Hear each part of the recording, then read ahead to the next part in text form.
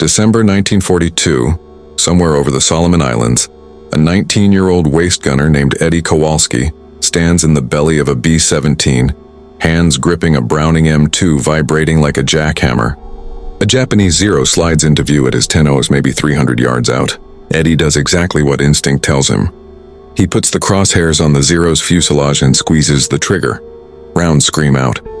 Tracer fire arcs through the air, passing harmlessly behind the Zero's tail. The Japanese pilot doesn't even evade, flying completely untouched. This wasn't Eddie's failure. Early WWII saw this scene thousands of times. American gunners, well-trained and motivated with top-tier guns, were missing constantly. The Army Air Force's 1943 study of gun camera footage showed hit rates below 4% against crossing targets. That meant for every 100 rounds fired at an aircraft moving perpendicular, 96 hit nothing but air. Engagements lasted 8 to 12 seconds, with the Browning M2 firing roughly 13 rounds per second. A 10-second burst released 130 rounds, hitting only 5 rounds on target.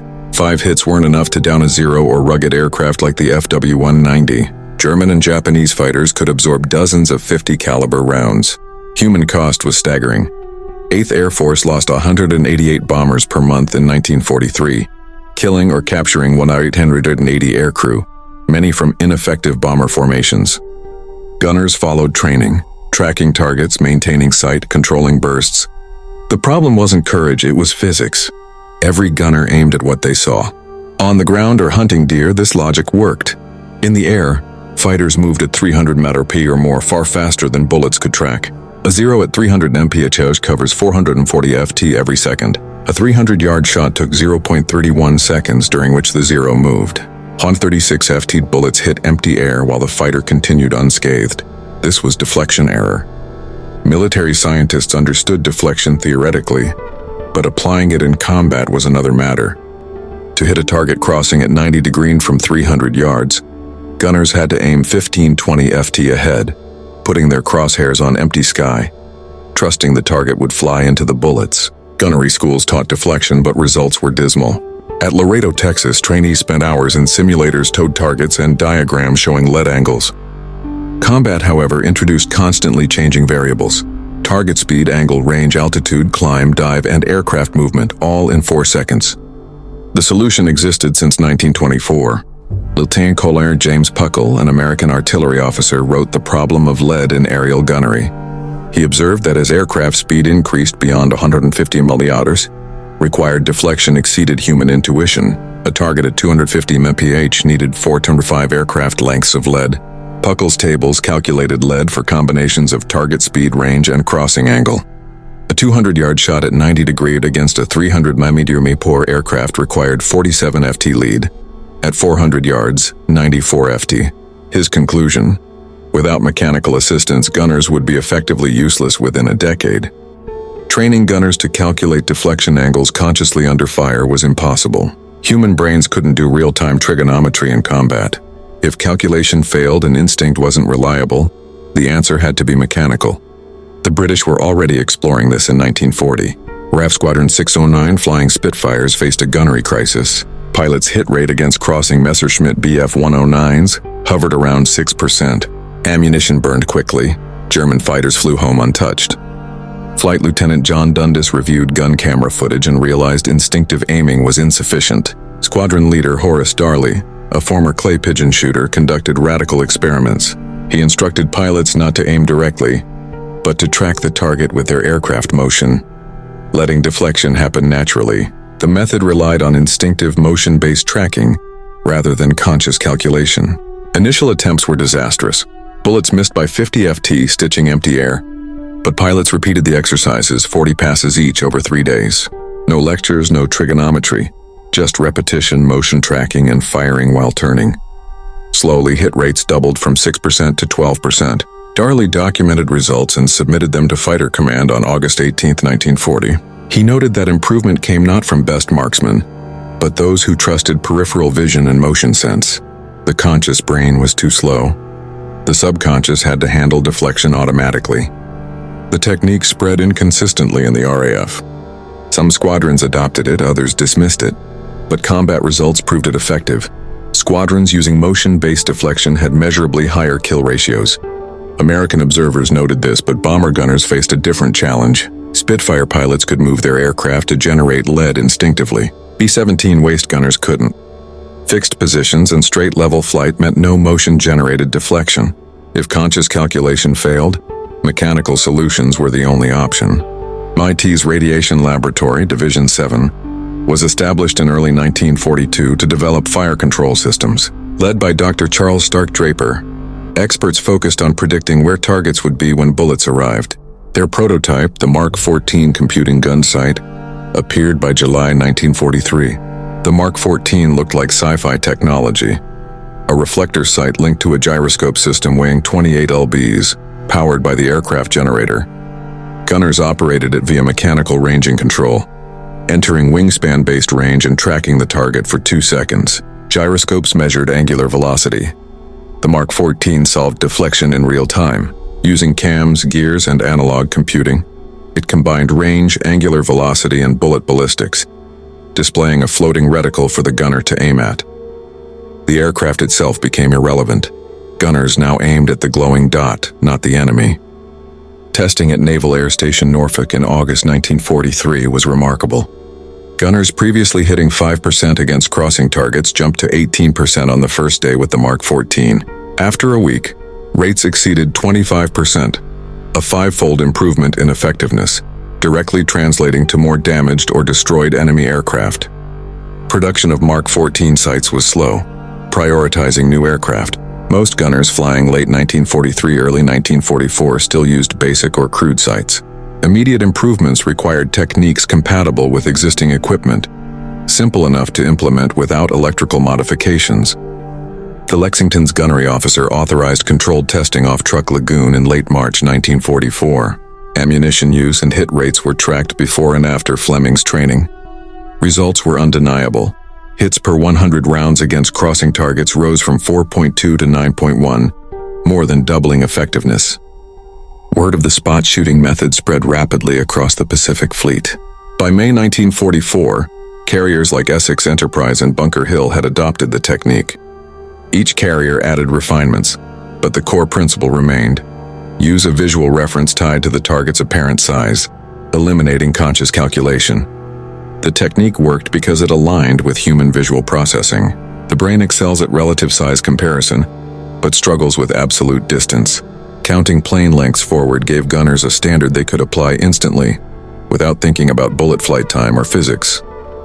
The Army Air Forces adopted similar training by mid-1944, calling it radius of action shooting. Technical manuals began showing lead distances as multiples of the target's wingspan or fuselage length. The 8th Air Force Gunnery School in England rebuilt its entire program around this technique. By June 1944, mission loss rates began to decline. By July 1944, bomber losses fell to 3.44% per mission, compared to 5.2% the previous October. Hundreds of aircrew who would have perished were now returning home. Knowledge of the technique alone wasn't enough. It had to be executed under combat stress. Psychologists with the Army Air Forces studied returning gunners in 1944. They found that conscious knowledge often failed under stress. Gunners could recite proper lead distances perfectly in debriefings, but instinct and fear during combat caused aim points to drift backward, aiming directly at or behind the target. Captain Harold Kleen, an Army psychologist at Bovington, termed this phenomenon threat fixation collapse. It was especially severe during head-on attacks with closing speeds over 500 mm. Rational technique dissolved into pure reaction. Point at the perceived threat and fire. The solution was repetition until deflection shooting became automatic, bypassing conscious thought. This required extensive training time, which was scarce in 1942-1943. By late 1944, with improved air control and training pipelines, gunnery schools extended programs from 4 weeks to 8 to 10 weeks. Students now fired 5,000 rounds during training, over half at moving targets at realistic combat speeds. The Naval Air Gunner School in Jacksonville pioneered high-speed motorized turrets with boats towing targets at varying distances and angles. Trainees fired 50-70 passes per day until leading became automatic. Modern air-to-air combat has largely moved beyond guns. Missiles intercept targets at ranges requiring deflection of miles rather than feet. The underlying physics remain the same, only the implementation has changed. Computers now handle calculations that gunners once struggled with manually. An AMRAAM missile uses inertial guidance and active radar to continuously update its trajectory, predicting where the target will be. It performs deflection calculations thousands of times per second, automating the process that once demanded human skill and intuition. The F-22 Raptor's AN/APG-77 radar doesn't merely track targets. It predicts future positions based on velocity and acceleration, guiding the aircraft and selecting weapons accordingly. This is the same principle William Fleming applied manually in 1944, now executed by advanced computing systems. Deflection shooting remains a core part of modern fighter pilot training. Even though guns are tertiary weapons, schools like Top Gun teach visual target prediction. Pilots develop spatial awareness and intuitively understand closure rates, angle off, and lead pursuit curves, skills critical for all air combat. Learning to lead a moving target with guns develops the same instinctive skills needed to manage missiles and maneuver the aircraft. A pilot who masters deflection shooting instinctively knows where to position for a missile shot, even when calculations are handled by computers. The lessons extend beyond aviation. Modern anti-aircraft systems, from the Phalanx CIWS defending naval vessels to CRAM systems protecting bases, apply the same principle. Rapid-fire guns rely on radar to continuously calculate deflection and update aim points against fast-moving threats. Even video games simulate deflection mechanics.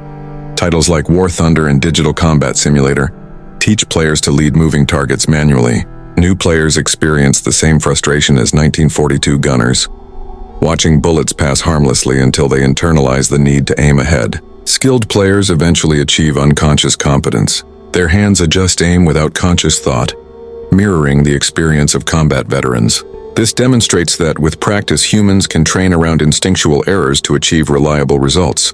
The transformation from 4% hit rates in early 1943 to over 20% by late 1944 represents one of World War II's most dramatic tactical improvements. It wasn't superior equipment or overwhelming numbers, but understanding and leveraging human cognition.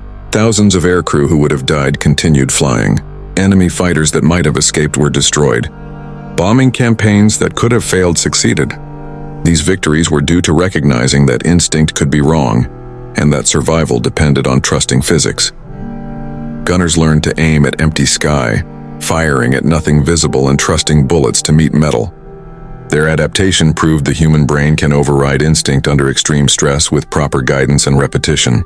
The story illustrates that humans are not prisoners of instinct. With understanding, training, and necessity, responses can be rewired to match reality rather than demand reality match intuition. Combat forced this realization under the harshest conditions imaginable. The lessons of World War II deflection shooting extend to any domain where instinct conflicts with solution. Whether in aviation, military strategy, or even high-speed sports, humans can be trained to act correctly when intuition is insufficient. By combining practical experimentation, technology, and repetition, gunners transformed from dangerously inaccurate operators into highly effective combatants. The interplay between human cognition and mechanical assistance reshaped aerial warfare forever. From Eddie Kowalski's futile firefight over the Solomon Islands to modern air defense systems, the principle remains the same. Success depends on predicting where a target will be, not reacting to where it is. Physics doesn't wait for instinct to catch up.